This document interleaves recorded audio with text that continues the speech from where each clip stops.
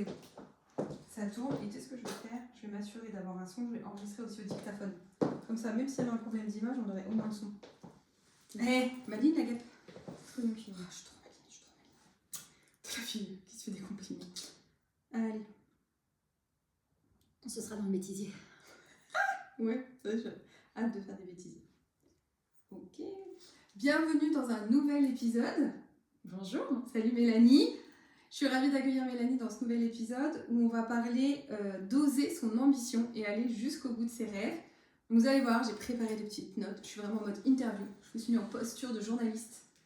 Cet épisode, il n'est pas là pour raconter une success story, même si tu vas nous partager ton histoire. Il est surtout là pour vous permettre de vous autoriser et de déclencher et réveiller l'ambition chez chaque femme, parce que je sais que ça te tient aussi à cœur. Clairement. Et aujourd'hui, j'avais envie de parler d'un sujet qui me tient moi aussi donc à cœur, l'ambition. Parce que je rencontre trop de femmes qui se brident, qui se contentent, qui n'osent pas rêver grand, qui s'excusent un peu, tu vois, d'être là ou de vouloir prendre leur place. Et j'ai envie qu'on enlève, tu vois, l'association de ambition et gros mots en fait.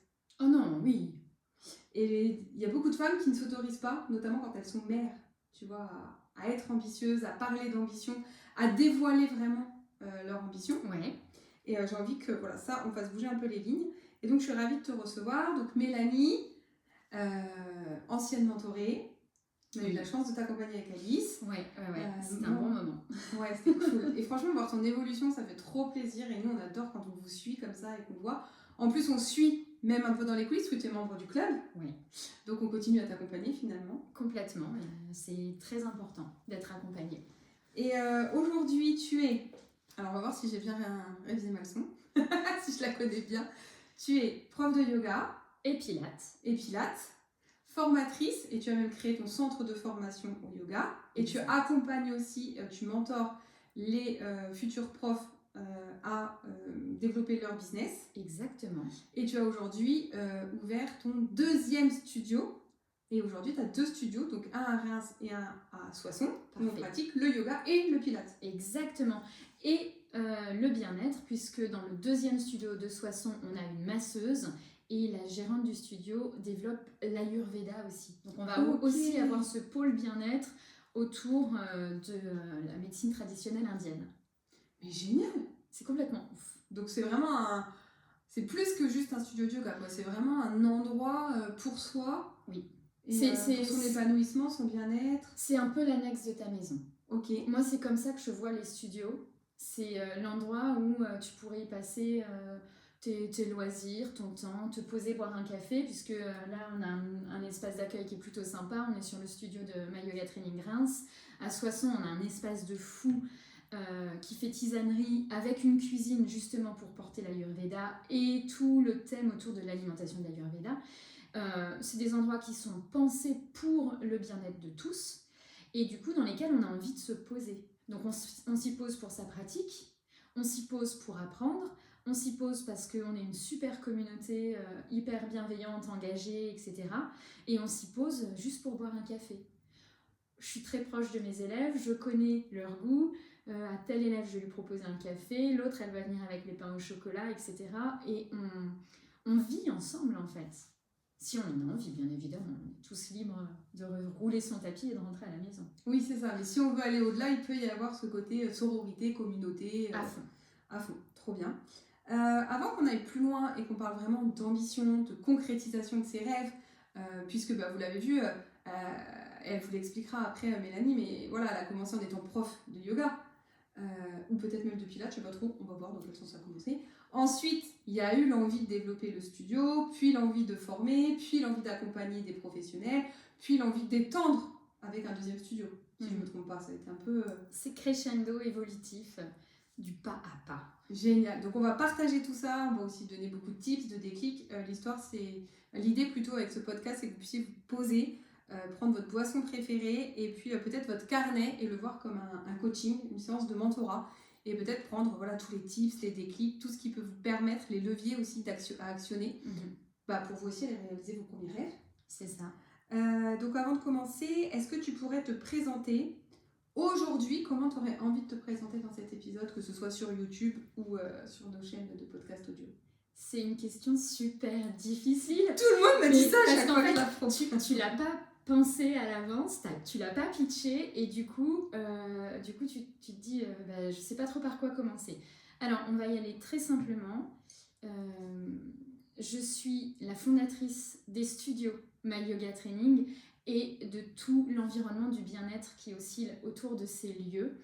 Je conçois le yoga et le pilate comme une discipline bien-être et surtout comme un mode de vie. Donc au-delà de la pratique, j'accompagne vraiment, et mes associés aussi accompagnent sur leur studio, à cette qualité de vie et à ce mieux-être. C'est comment aujourd'hui tu peux apporter du plus dans ton quotidien. Ok, génial. Et on va commencer par parler du rapport à l'ambition. Et justement, est-ce que toi, tu te décrirais comme une femme ambitieuse et est-ce que tu l'as toujours été si tu te décris comme ça? Alors, avant l'ambition, je me décrirais comme une rêveuse. Ok. Puisque c'est ce qu'on a beaucoup dit de moi. Et avec le recul, je vois bien que je suis une rêveuse. Que je vis dans ma tête, que je me fais des films, que j'entends des choses, que je vois des choses, que je projette. Je suis une grande rêveuse, une éternelle rêveuse. Et le jour où j'ai compris que je pouvais vivre mes rêves, ça a été le plus beau jour de ma vie. Et là, je me suis dit, c'est parti en fait. Je vais faire que vivre des rêves. Et j'ai eu des moments de vie, c'était carrément fantasmagorique, quoi. Et est-ce que tu te souviens d'un moment précis justement où tu te dis, mais en fait, je peux vivre mes rêves?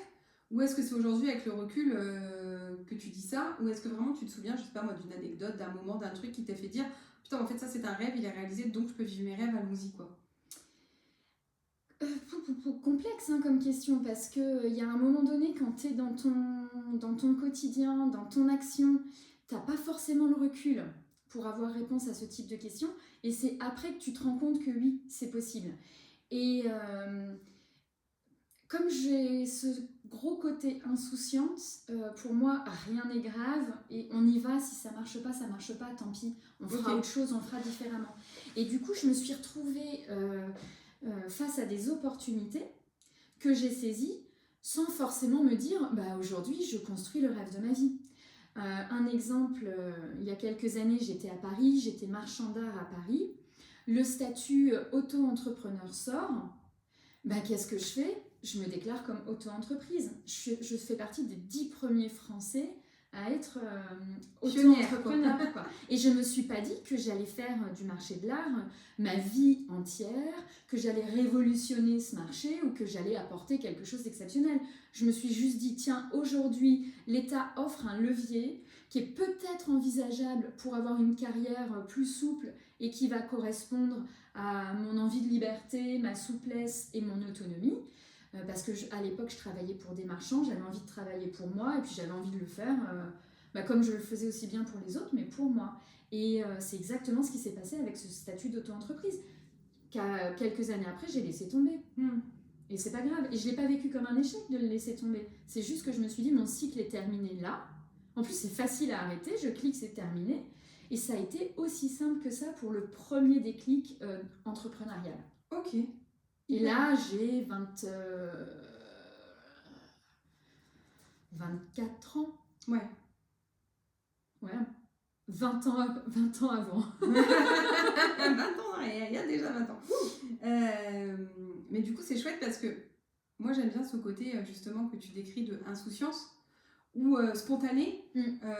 Vraiment le côté un peu, en fait, tout est possible, on essaye, ça marche, c'est bien, ça marche pas, tant pis. Mais est-ce qu'à un moment donné, pour en arriver là où tu en es aujourd'hui et peut-être continuer dans l'exploration de tes rêves et de tes envies, il y a eu des phases un peu plus challengeantes où là, tu as quand même dû te dire, non mais là, il faut que je m'autorise, il faut que je passe un cap, faut... Ah mais clairement. Parce qu'il faut aller un cran au-dessus, quoi. Clairement.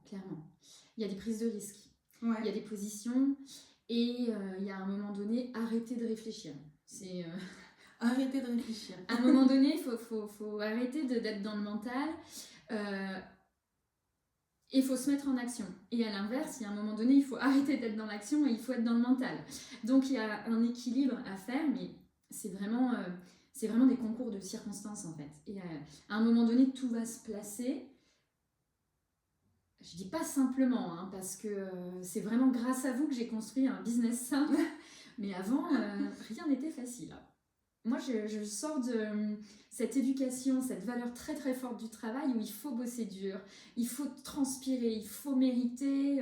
C'est laborieux. Le travail, vraiment, ça se fait sur le long terme et dans l'effort. Et en plus de ça, il faut mériter. Donc, moi, je sors vraiment de cette culture du travail où c'est très bien, mais c'est jamais assez. Où le faire plus, c'est encore pas assez. Où voilà, se remettre en question, c'est important, mais il faut que ce soit nickel et parfait. Donc du coup, c'est aussi un petit peu freinant, dans le sens où on sait que la perfection, on ne l'atteindra jamais. Et c'est cet apprentissage, ce retour à quelque chose de plus simple, à ses propres valeurs, à ce qu'on veut vraiment. Et je pense qu'à un moment donné, avant d'envisager ce qu'il y a autour de toi avec l'entreprise que tu veux porter, c'est juste reviens à la source. Qui es-tu ?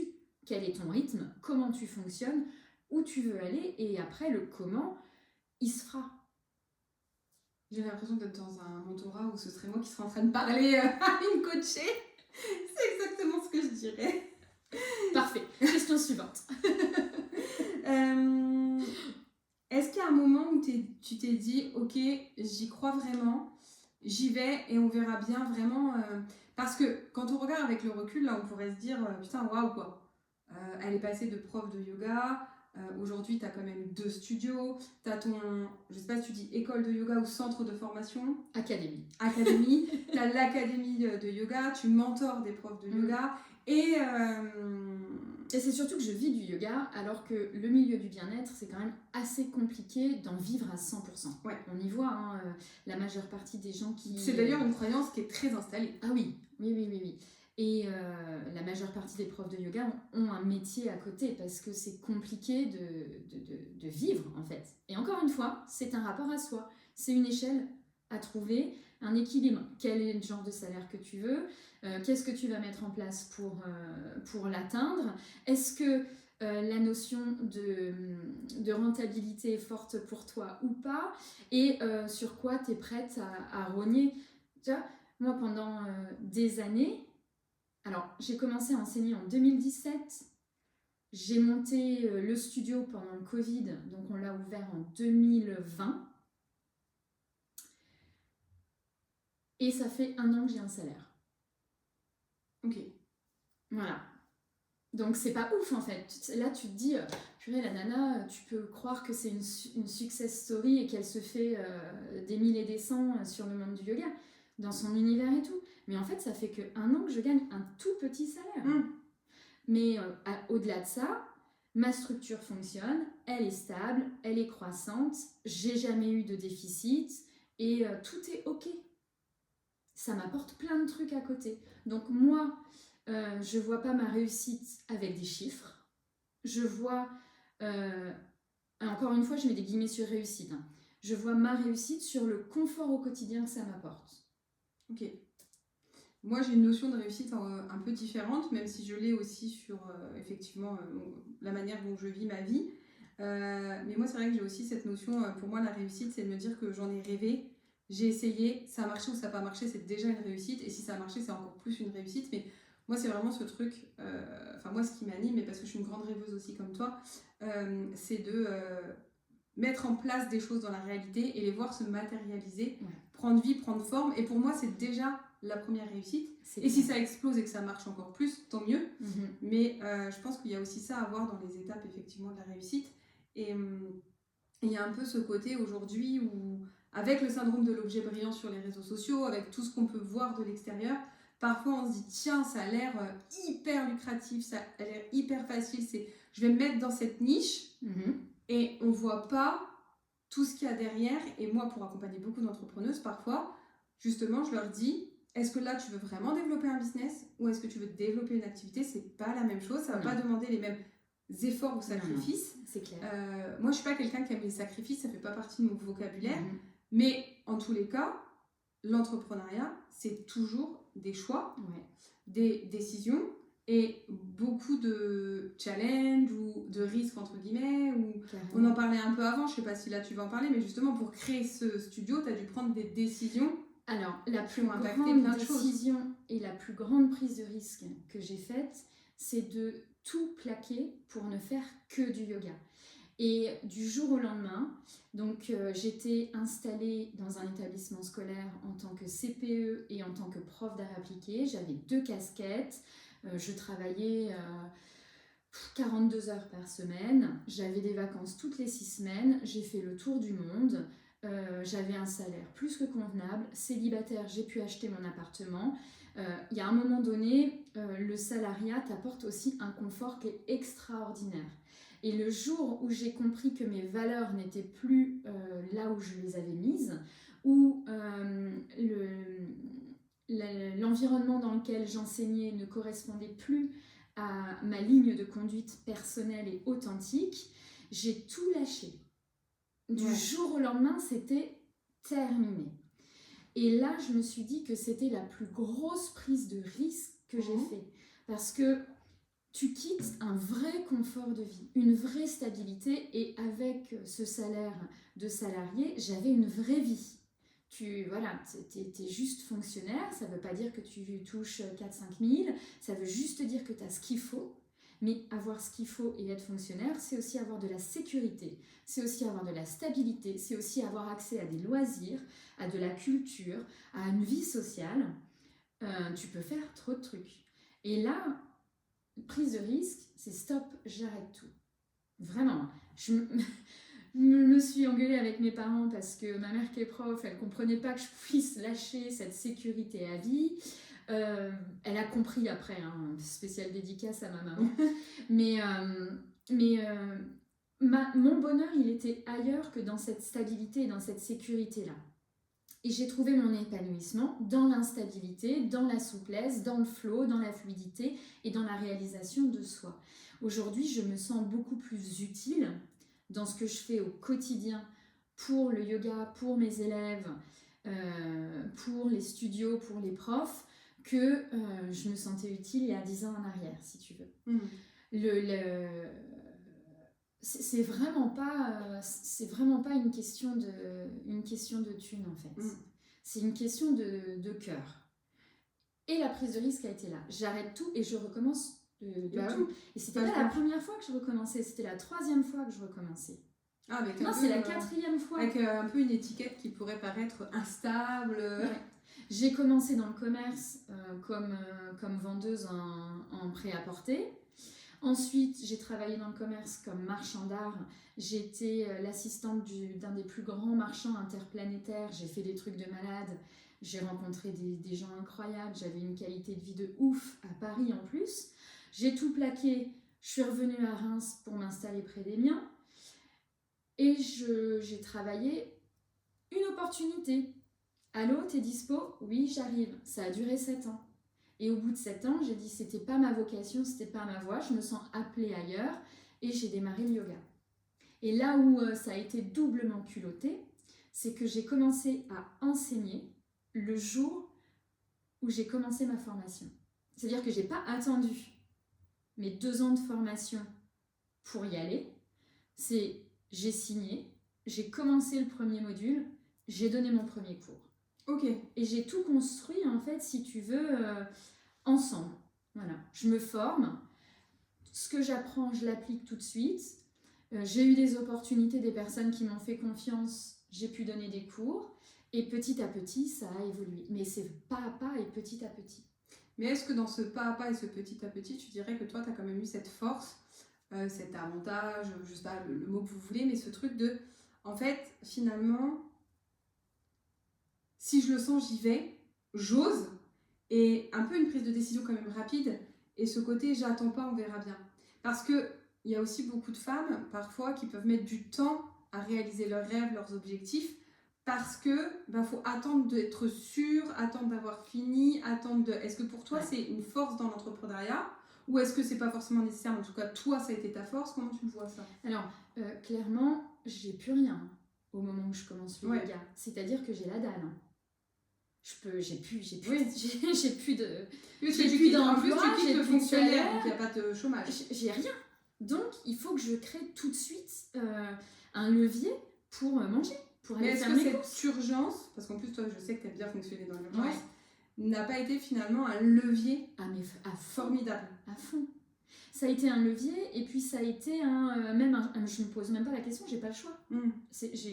J'y vais. Et ça me permet de rebondir sur cette question de justement j'ai pas le choix. Et ce truc des fois de quand on a trop le choix, ou en tout cas quand on se laisse trop de choix, parce qu'on se pose trop de questions, parce qu'on ouvre trop de chemins, parfois c'est là où on procrastine le plus et on n'arrive pas à atteindre le résultat parce qu'on n'arrive pas à se décider. Nous avec Alice, on avait fait un épisode de podcast là-dessus, si vous ne l'avez pas écouté vous pouvez aller le voir, il est plusieurs mois en arrière, sur justement pourquoi on n'a pas de plan B. Ah oui, ça j'adore. Nous on n'a pas de plan B en fait. C'est pas, je sais qu'au pire du pire, il y aura toujours la possibilité de retrouver un boulot, mais c'est pas un plan B, c'est-à-dire il n'y a pas d'option. Mon option, c'est réussir. Voilà, et moi c'est pareil que toi. La seule option que je me laisse avec un plan B et un plan C, c'est quand je donne un cours, et tu vois par exemple, je prends une pochette, j'ai plein de cours, et si je vois que ce cours-là, il n'est pas adapté à mon public, j'ai un plan B, je change. Oui. Mais tu vois, ça pour moi c'est de l'adaptation, ouais, de la personnalisation. Exactement. Par contre, au moment où tu crées ton business, tu as ta vision, tu as ton envie, tu as ton rêve, en fait, tu vas le chercher. Tu te poses pas la question de dire « et peut-être que si, machin ». Par contre, dans ta réflexion, c'est toujours « bon, mon objectif, il est là, je vais le chercher. Si j'arrive pas à aller le chercher de telle manière, je vais aller le chercher autrement ». Et c'est cette capacité à toujours être focus sur ton rêve, sur ton ambition, sur la réalisation finale, et quel moyen, quelle branche, quel chemin. Ouais. Et là, pour le studio, en fait, il n'y avait pas d'option, il n'y avait pas de plan B. C'était, voilà. Qu'est-ce qui t'a donné envie de monter ton studio? Parce que tu aurais juste, entre guillemets, pu dire je donne des cours dans un endroit ou en ligne.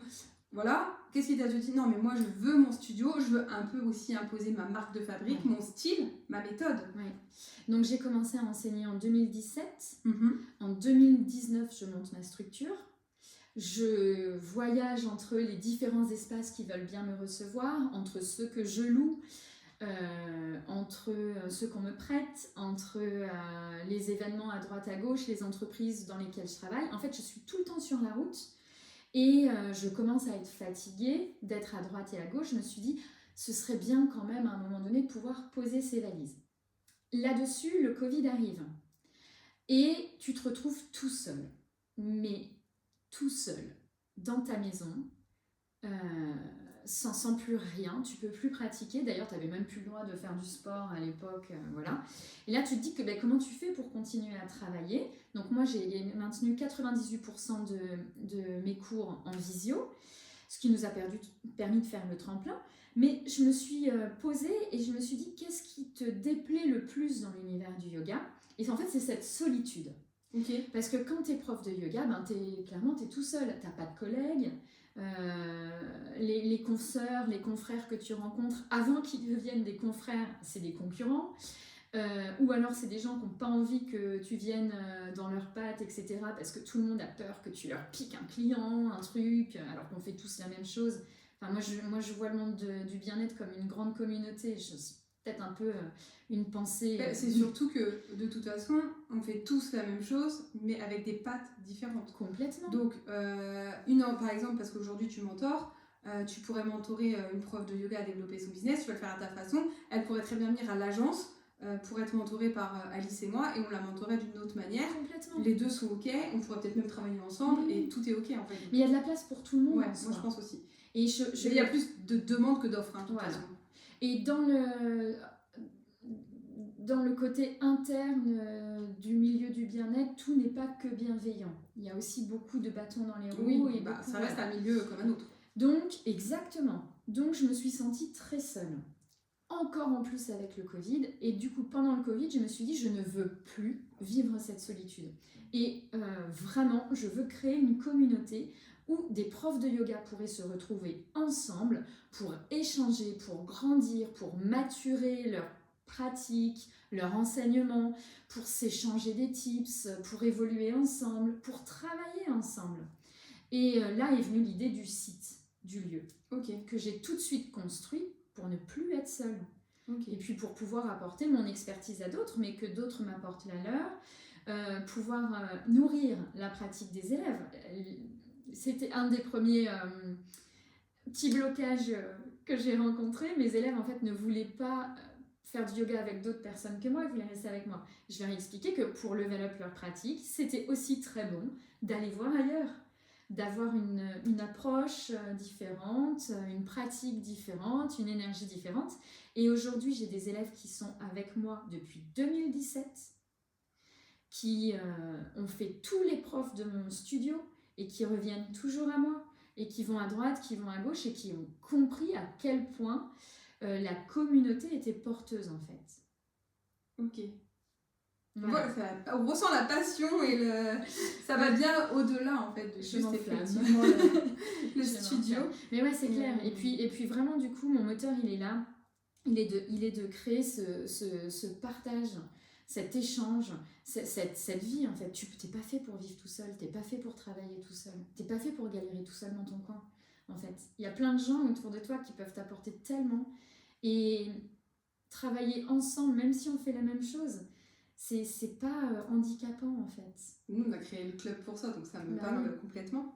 Et justement, quand tu as ouvert ton premier studio, est-ce que là, tu étais juste vraiment à l'étape, un peu comme tu nous as partagé avant, de j'ouvre un studio et c'est génial et je vais voir comment le développer et le faire prospérer? Ou est-ce que tu avais déjà dans un coin de ta tête l'idée de, en plus, ça va me faire un lieu, je vais pouvoir former, je vais pouvoir accompagner, et peut-être même l'idée de, oh, et si un jour, j'avais pas qu'un studio? Tout est venu étape par étape. Ok. C'est vraiment cette notion de l'escalier, une marche après une marche. J'ai Ok. commencé à enseigner dans mon salon. J'ai des élèves qui se souviennent très bien être venus chez moi ou moi chez eux. J'ai commencé donc dans mon salon, après dans des boutiques, après dans des clubs, après dans des salles, après dans le lieu que j'ai fait façonner moi-même entièrement, un peu à la mode de ce forgeron qui forge. On a la ref, oui, c'est que j'ai fait moi-même jusqu'au bout. En fait, c'est mon mari qui a tout fait, au niveau bâtiment. Le reste, c'est moi, j'avoue. Et du coup, une fois qu'on était installés et que c'était bien et que j'ai trouvé mon roulement, je me suis dit, oh, je vais faire ça, et puis ça, et puis ça. Et puis c'est vraiment petit à petit. Je me suis pas dit un matin en me levant, tiens, je vais faire 2 studios de yoga et un centre de formation. Mais ça aurait pu. Ouais, ça aurait pu. Parce que c'est propre au cheminement de chacun en fait. Moi je suis un peu à l'inverse, j'ai un rêve qui est très grand. Ouais, mais ça je l'ai aussi. Hein. Et je sais que pour y arriver, il faut aussi que je passe étape par étape. Voilà. Mais je construis chaque étape toujours en m'assurant que ça nourrisse ma vision de mon rêve. Et puis tu vois, là, il y a aussi cette notion de l'imposteur. Okay. Parce que je me suis pas dit, je vais former tout de suite les prochains profs de demain, parce que à un moment donné, je me sentais pas forcément légitime, ou je me sentais pas forcément en place, en phase avec moi-même. Est-ce que j'ai le droit, est-ce que j'ai pas le droit, est-ce que c'est assez bien, est-ce que c'est pas assez, ceci, cela, tu vois. Ouais, toutes les questions qu'on se pose. Ben oui. Et puis, il y a un moment donné où tu te dis, fuck, faut que tu fasses taire ton mental, vas-y, saute, nage. Et est-ce que tu avais du coup un plan en tête, une stratégie, ou est-ce que vraiment toi tu as navigué à vue, une chose après l'autre, ou peut-être des fois un peu trop à vue et tu t'es un peu retrouvé à te dire merde, attends, faut que je me pose, et là il va peut-être falloir poser les choses. Oui, je pense que je manque de stratégie, clairement. De stratégie, de planification, de long terme et tout. Je suis très très au feeling. Okay. Je suis le vent, je vais là où il me porte, je saisis les opportunités, j'en donne à des gens que je rencontre. Je suis très dans l'effervescence, tu vois, ce côté un petit peu simple et porté par le vent. C'est très marrant que tu partages ça, parce qu'il y a effectivement ce côté chez toi, mais pour t'avoir accompagné et continuer à t'accompagner avec le club, je sais qu'il y a aussi une part de toi que tu reconnais peut-être pas encore, mais qui est vraiment très visionnaire et très stratège. Ça, parce que dans ton intuition, même si c'est pas conscient, il y a quand même un fil qu'on sent très stratégique pour aller quelque part. Parce que je veux quand même, pour toutes celles qui nous écoutent ou qui nous regardent, moi aussi je suis très au flow, je suis très à l'intuition, mais le flow et l'intuition, s'il n'est pas guidé et piloté, il t'emmène un peu partout et nulle part. Ouais, c'est clair. Donc c'est quand même qu'il y a une part de toi parce que je me souviens aussi de notre première séance d'accompagnement et je sais là où tu veux aller et où tu vas aller. Et, et en fait, ça te guide quand même de manière inconsciente. Oui, je pense. Dans tous tes chemins, dans tes synchronicités, dans les opportunités que tu prends pas, dans tes leviers aussi, peut-être que cette rapidité à faire les choses, c'est en te disant ok, ça sert pas donc je n'ai pas besoin, oui, ça peut servir donc j'y vais. Et tu te donnes en fait cette capacité-là. Ouais, c'est possible. C'est possible et ça va être aussi hyper inconscient. Et oui, il y a le rêve de la vie, celui que tu fais avant de t'endormir en disant ah, j'aimerais bien arriver là, ça me ferait plaisir de pouvoir, voilà. Et tu te dis bon, bah, c'est peut-être pas pour aujourd'hui, mais là, l'étape, c'est ça pour y aller. Et moi, j'ai des rêves complètement dingues, complètement fous. Et je sais que mon énergie, elle sera pour porter ce rêve-là. Et du coup, bah oui, il y a le studio de Reims, il y a le studio de Soissons, il y a l'académie, et parce que ça me ressemble aussi, et parce que je le fais avec aisance et naturel, parce que c'est vraiment ma zone de génie, c'est mon intuition, j'ai pas l'impression que je travaille, j'ai l'impression que je m'amuse. Il y a quand même des temps de pilotage opérationnel, c'est-à-dire que tu as quand même des temps où effectivement tu es guidé par cette intuition et cette vision, comme tu disais. Et je sais aussi qu'il y a des temps où tu te poses et où tu vas réfléchir, mettre en place quand même de la stratégie à ta façon. Je sais qu'on a aussi beaucoup travaillé dessus parce qu'il faut que ce soit simple. Parce que tu es un peu comme moi, c'est pas ton truc, t'as pas envie d'avoir un rétro-planning, un machin, un focus de ouf. J'y arrive même pas, même si j'essaie, Mais pour développer tout ça, à un moment donné, il y a des prêts bancaires, il y a le travail de notoriété, il y a des financements, il y a des choses. Donc il faut quand même une structure et un pilotage. Mais tu vois, c'est là où on passe de je crée une activité à je développe un business. Ouais, c'est ça. Et en fait, c'est pas du tout la même chose. Donc moi, j'ai créé mon activité de prof de yoga. Et franchement, c'est super confortable d'être prof de yoga. Parce que tu fais tes cours, tu les prépares, tu les donnes, tu rentres à la maison, et puis c'est tout.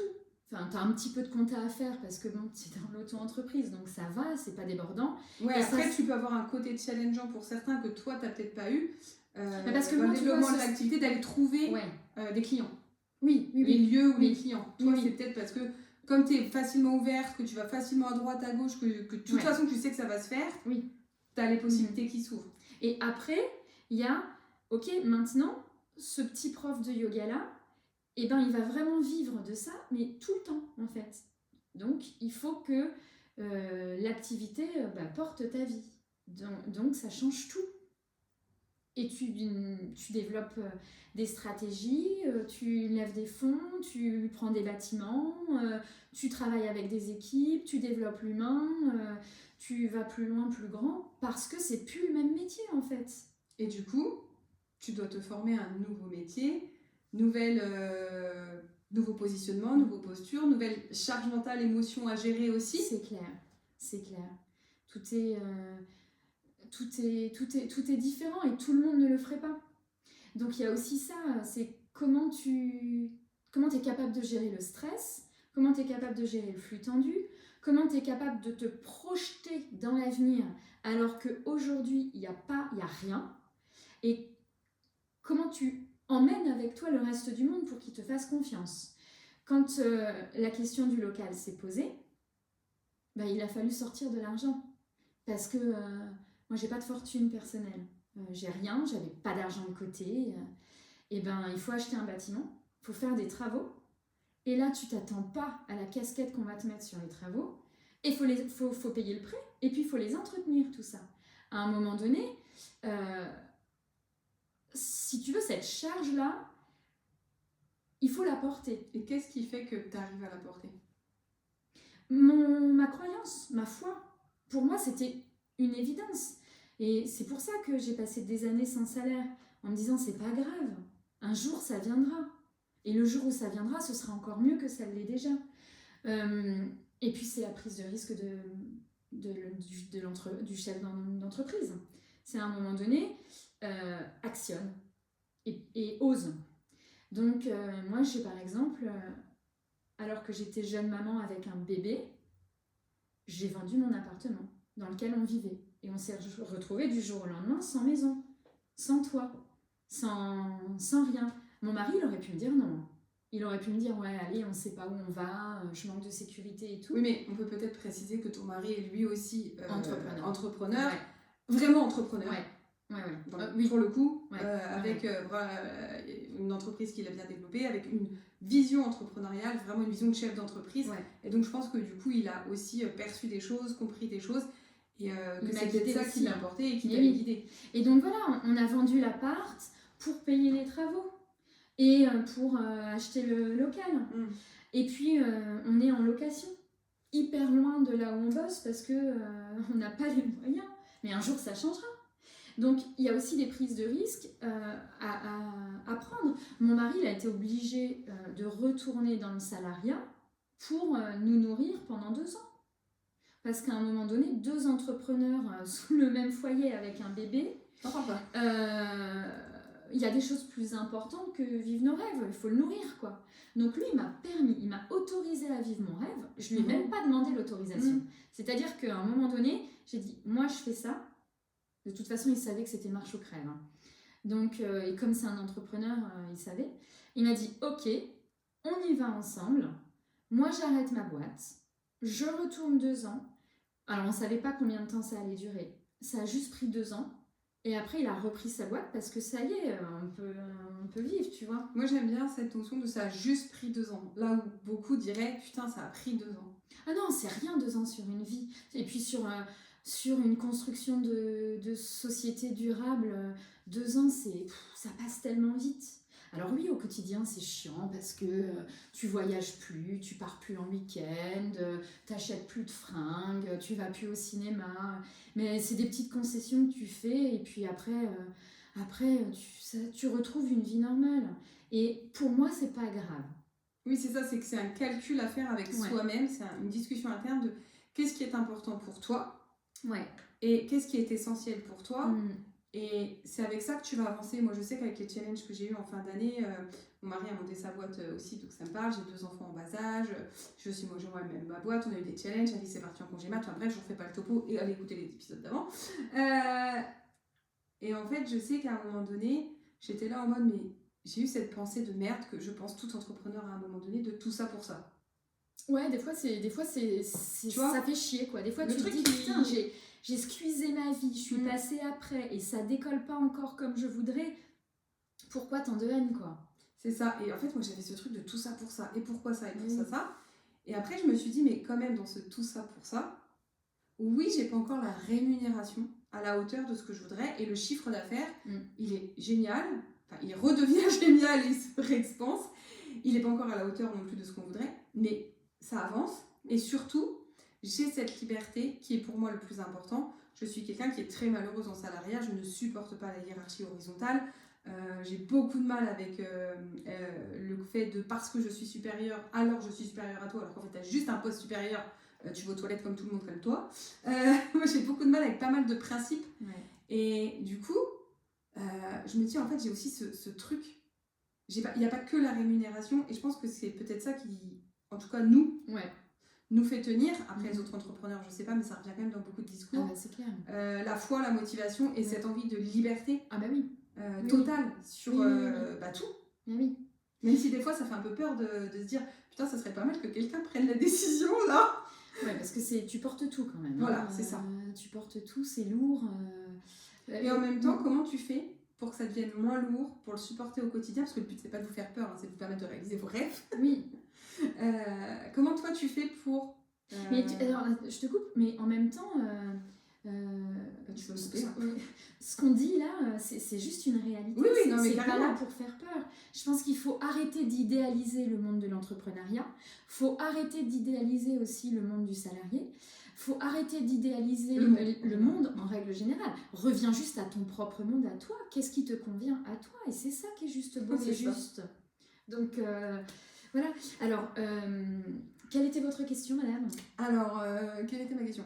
Ma question, c'était qu'est-ce qui te permet justement d'avancer ou de supporter les challenges, les doutes, les peurs, parfois ce poids de tout porter toute seule et de ne pas être sûre finalement, même si on a la confiance interne que ça va marcher. Qu'est-ce que tu peux donner comme... Alors, déjà, moi, je vais vider mon sac chez une psy.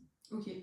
je suis accompagnée par une psychologue du sport. C'est normalement une condition sine qua non à chaque coach sportif, d'être de temps en temps suivi par un psy du sport. C'est normalement exactement la même dans le coaching. Voilà. On doit aussi être accompagné par des coachs et des mentors. Donc, demandez à vos profs ou à vos coachs si eux-mêmes se font suivre. Si vous dites non, revoyez c'est un peu comme les psys, ils doivent être suivis par les psys. C'est exactement ça. Et je me fais coacher, donc j'ai quand même fait 2 ans de coaching avec Alice et Sabrina, et je ne cesse de me remettre en question. Je travaille sur moi au quotidien, je revois ma copie sur moi, mon fonctionnement, mes stratégies, mes idées, ma communication, ma manière de m'adresser à mes prestataires, etc. Je travaille tous les jours pour m'améliorer et essayer de faire mieux, parce que je me dis que ça doit être impeccable.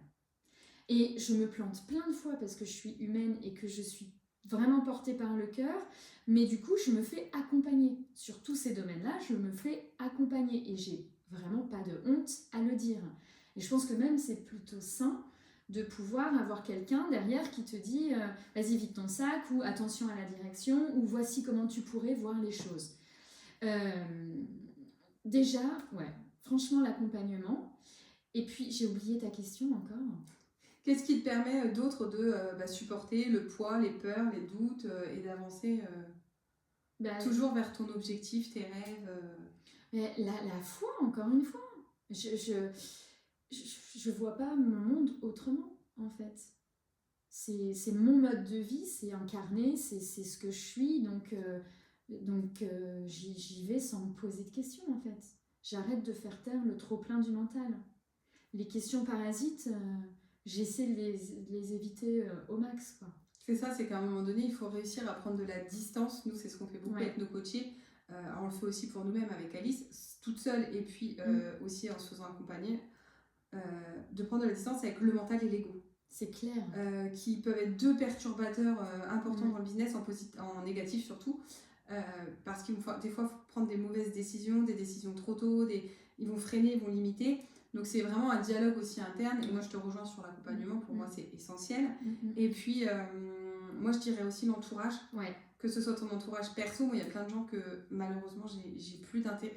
La même. Parce que quand j'ai traversé mes challenges, en fait les gens ils comprennent pas, ou ils veulent partager, mais toi c'est pas forcément ce que tu as besoin, etc. Tout change avec toi. L'environnement perso et pro, moi je sais qu'aujourd'hui m'entourer des nanas du club, parler avec vous, que ce soit dans les moments où je vous coach ou je vous mentor, ou que ce soit dans les moments où on est en libre échange entre nous, même en tant que femme entrepreneur. M'entourer de femmes qui me ressemblent aussi, qui me comprennent. C'est ça. C'est tellement porteur.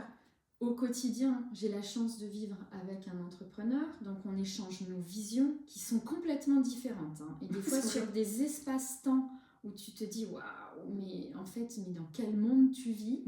Et pourquoi tu penses ça? Vas-y, on discute, on échange. Et lui qui me dit ah, tu vois, je t'ai vu faire comme ça, moi j'aurais fait comme ci et tout.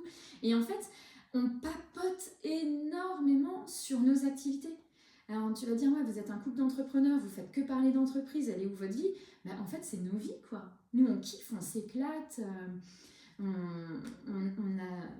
adore, quoi. Et on crée ensemble des projets, même si on ne les met pas à réalisation. On a ce cheminement mental, cet exercice mental d'aller créer des trucs, des impulsions, des opportunités. On se fait des CIOD tous les deux, même si on n'est pas du tout dans le même business et tout. Et puis c'est vraiment ce truc, à un moment donné, continue, ose, quoi.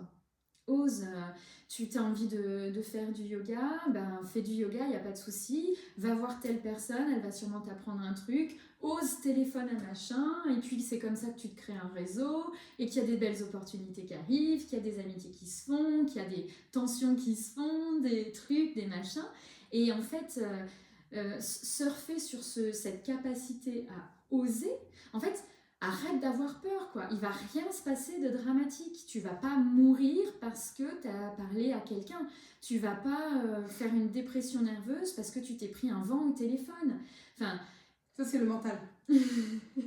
C'est le mental quand tu commences ces cheminements. C'est comme quand tu n'as pas eu de rentrée d'argent dans le mois dans ton business et tu dis oh mon Dieu, mon business s'écroule. tranquille, tu as le mois suivant pour faire la même chose ou plus. C'est comme quand ton mental il te dit oh, putain mais là t'as pas assez de rentrée et du coup tu dis bah c'est pas grave, je vais aller créer le reste, je suis pas sous les ponts. En fait c'est toujours un discours parce que quand on touche le plus difficile dans l'entrepreneuriat et notamment si tu as été salarié avant, c'est quand même ce switch dont tu parlais de confort et de sécurité, de salaire récurrent que tu n'as pas dans l'entrepreneuriat. Et ça c'est important de le travailler. Nous on le travaille avec toutes nos coachés. Parce qu'en fait, sans ça, ton système nerveux, il est en permanence au taquet. Il est en permanence en alerte. Parce qu'il n'y a rien de plus important pour ton cerveau reptilien, qui est quand même celui qui te gouverne à 80%, que de te faire sentir en sécurité. Donc si tu ne calmes pas ton mental en mode vas-y, tranquille, je peux manger, je peux me vêtir, je peux me loger, qui est quand même la base. Ouais, c'est clair. Le reste, c'est du plus. C'est génial, mais c'est du plus. Donc on y va tranquillement. Ouais. Ça va être très compliqué. Donc, la première des choses à faire, c'est faire taire cette partie-là. C'est ça. Et tu vois, il y a aussi une vision globale à prendre quand tu es entrepreneur. C'est qu'à un moment donné, le résultat, il n'est pas sur la temporalité ici et maintenant, tout de suite. Il faut que tu prennes à 360 et que tu te dises, ok, ça va. Et le principe même d'une société, c'est qu'elle n'est pas toujours stable. Il y a des moments où ça fonctionne très bien, il y a des moments où ça ne fonctionne plus du tout. Tu te remets en question, tu te dis, je vais fermer ou pas. Il y a un nouveau projet, ça redémarre. Et l'idée, c'est pas de te dire, est-ce que ce mois-ci était meilleur que le précédent? L'idée, c'est de te dire, est-ce que mon année était bonne? Et c'est de construire l'année, c'est de te dire, ok, où j'en suis dans mon année. Là, j'ai fait peut-être un super mois, c'est génial parce que du coup, j'avance vers mes objectifs. Et puis, du coup, tu sais que tu prends de l'avance aussi si tu as un mois un peu plus challengeant. Tu peux remettre des choses en place. Tu peux aussi, moi, l'année, ça m'a vachement, au début, ça me challengeait beaucoup. Aujourd'hui, j'adore parce qu'en fait, je peux me dire, ok, et ben là, par exemple, la vision 2026, par exemple, c'est que de janvier à mars, quand Alice revient vraiment, je consolide le socle et j'ai un fonds de roulement pour qu'on continue ce fonds de roulement. Et nous, en fait, si tu veux, on veut pouvoir sur notre deuxième année civile, alors pas comptable, parce que nous, notre année comptable, elle est déjà bien entamée, parce que c'est de septembre à août. Ouais, moi aussi, je suis comme ça. Mais sur notre année de septembre, si je prends de janvier à décembre, et donc pour notre prochain bilan, on sait qu'on veut miser à partir de septembre sur un ou deux projets qui nécessitent d'avoir un fonds de roulement. Et en fait, ça, on ne l'aurait pas anticipé avant. Ouais. Et tout ça, ça se construit avec... Et on se serait peut-être cassé la gueule, c'est ce qui s'est passé l'année dernière. Sauf qu'aujourd'hui, le recul, l'expertise, et comme tu partageais tout à l'heure, le fait de réfléchir non plus en ok, je développe mon activité, je développe du chiffre, combien il me faut ce mois-ci, mais en ok, je développe un business, c'est quoi mes projets, qu'est-ce que j'ai besoin pour les mettre en place. Ça permet aussi que certains projets, tu puisses les faire attendre sans être frustré. Là où si tu n'as pas cette projection, tu es frustré parce que tu te dis putain, je veux faire ce projet. Mais tu sais que si tu le fais dans cet ordre-là, avec la base d'avant, ça fonctionnera. Et à l'inverse, si tu ne le fais pas, ça ne fonctionnera pas parce que tu n'auras pas les reins assez solides. C'est ça. Et tu vois, c'est vraiment cette globalité qui est intéressante. Et dans mon parcours de vie, j'ai pris des années à en arriver là. À me dire, oui, à chaque fois, tu es dans un domaine et puis t'arrêtes, tu reconstruis autre chose. Est-ce que c'est parce que tu es mauvaise? Est-ce que c'est parce que tu es instable et tout? Et en fait, c'était juste parce que ces expériences allaient me servir pour celle qui est là. Dans le marché de l'art, par exemple, on était obligé d'être sur une vision globale de rentrée d'argent. Parce que quand tu vendais rien pendant 6 mois, tu vends rien. Oui. T'as pas de salaire, il n'y a rien qui rentre. Mais par contre, il suffit peut-être d'une vente. Il suffit d'une vente et t'as refait ton année. Donc, à un moment donné, c'est cette... Ok, j'ai pris ce rythme, ce pli mental de me dire que je vais y arriver et sur l'année, ça va lisser, tu vois. Après, dans l'éducation, ça a été aussi un super challenge. Je n'étais pas destinée à aller dans un collège-lycée, tu vois, c'est venu par hasard. Ça m'a construit, j'ai voulu bien faire. Donc, T'as appris aussi à donner des cours. Mais oui, j'étais pas formée pour ça à la base. Donc, j'ai fait une licence en sciences de l'éducation, j'ai fait un master 1 et j'ai fait un master 2 en pilotage des systèmes éducatifs. En même temps, j'étais dans une école privée, donc je me suis formée à la théologie et je me suis dit, à quoi ça sert de se former autant? Mais en fait, là, j'avais absolument tout pour monter une école, en fait. J'ai la pédagogie, j'ai la stratégie, j'ai l'éthique, Je sais le faire, je l'ai expérimenté pendant 7 ans et en plus de ça, ça porte le cœur de mon métier, le yoga, puisque le yoga, c'est aussi énormément d'humanité. Et je l'ai appris là-bas. Et je me suis dit, mais pourquoi tu vas te mettre là-dedans alors que c'est pas ta voie au démarrage, c'est pas ta vocation. Et puis en plus, j'ai eu à cette période-là un supérieur qui a tout fait pour me faire chier. Donc j'ai vécu 3 ans de harcèlement professionnel. Et là, je me suis dit, mais pourquoi Enfin, je ne l'ai pas cherché, quoi. Je ne suis pas allée au conflit, je ne suis pas allée demander, allez, venez mettre des punaises sur mon siège.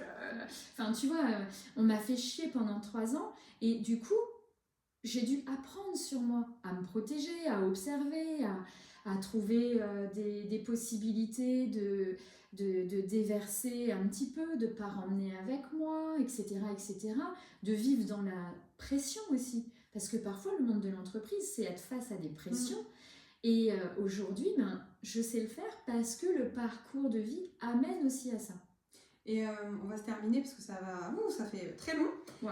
Par rapport à ce qu'on devait faire, mais on pourrait rester des heures et c'est ça qu'on adore. Et ça m'a donné une super idée. Donc restez connectés parce que je vais sortir un événement bientôt. Là, ça m'a donné une idée. Je vais t'en parler après, tu vas kiffer. Et en fait, je me dis, ce que tu mets là, et on va se quitter là-dessus, c'est exactement ce que partageait Cécile Neuville dans le podcast que j'ai partagé la semaine dernière. Aussi, en disant que finalement, tout le chemin ne servait pas à rien et que on pouvait prendre le temps d'observer notre chemin et de voir comment il nous avait servi. Et il va forcément nous servir aujourd'hui. Moi aussi, j'ai eu ces questions parce que j'ai fait plein de choses pareilles que toi. Et aujourd'hui, je vois que tout s'aligne. Et effectivement, tout était là pour qu'aujourd'hui, je puisse mettre ça en place. Donc, je vais vous inviter à regarder votre parcours à vous et à vous dire, ok, qu'est-ce que j'ai envie de garder dans mon parcours ? Comment je peux relire mon parcours différemment ? En quoi tout ce que j'ai fait jusqu'à aujourd'hui sert ma vision d'aujourd'hui et de demain ? Et on va vous inviter plutôt à oser réaliser vos rêves.